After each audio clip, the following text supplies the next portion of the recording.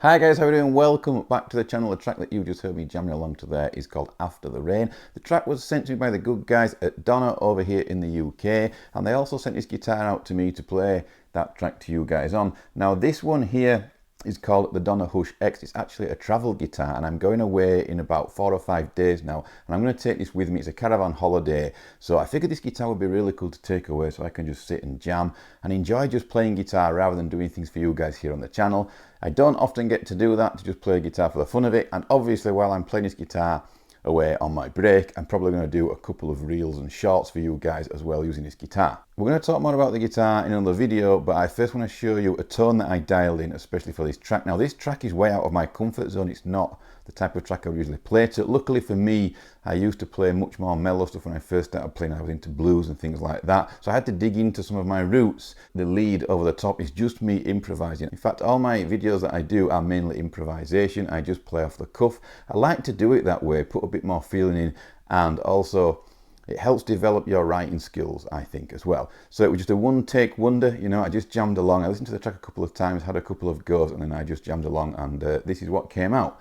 Let me know what you think of what did come out, guys, but don't be too harsh on me.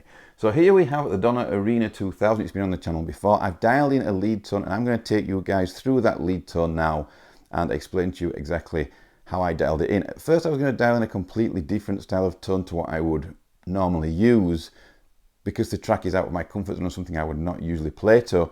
But in the end, I thought, you know what, I like mashing different styles together, so I'm just going to dial in a lead tone that I would use in my band and stick with it and use that in this demo as well. So that's what I've done. So I'm going to dive into the Donner Arena 2000. I'm going to take you guys through my settings, and then you can copy this tone into your Donner Arena 2000 as well, and maybe even jam along with me. Okay guys, so because I'm a metal player, I always like to use a drive in front of an amp in real life, and models are no different from me either. I always use a drive in front. We're going to take a look at the drive that I've got in front now on the Arena 2000. I'm using the Tube 808. I've got my gain at 25, my tone at 51, and my volume on the pedal is up full blast. That's to bring out some brightness and some harmonics, and it works in real life too, like I say, when you're using real amps and not just modelers. Let's take a look at the amp. So the amp that I chose, because I know I've got a lot of EVH fans on the channel, the EVH 5153. I use channel 3 on this amplifier, and my gain is on 99, pretty high. Now the Donner Arena 2000 for me, you do need to crank the gain pretty high. If you did this on the real amp, it would sound a terrible mess. But the Donner Arena 2000, you need to crank the gain up on all of the amps. I feel like that's how they work. So my gain is on 99, my bass is on 64, my middle is on 50, my treble is on 60, and my volume is on 60 as well. I've got a noise gate then here as well, because obviously when you're putting drives and things in front of amps, you know, there's going to be a lot of noise created.